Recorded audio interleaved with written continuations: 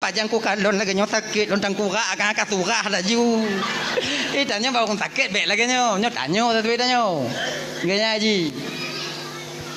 Makin tak sakit jud, makin le dia tanya ampun. Nyancuk puak cuk sakit. Kadang le tak barang haram lah nyancuk, makanya sakit puak cuk lah. Maka reda dong.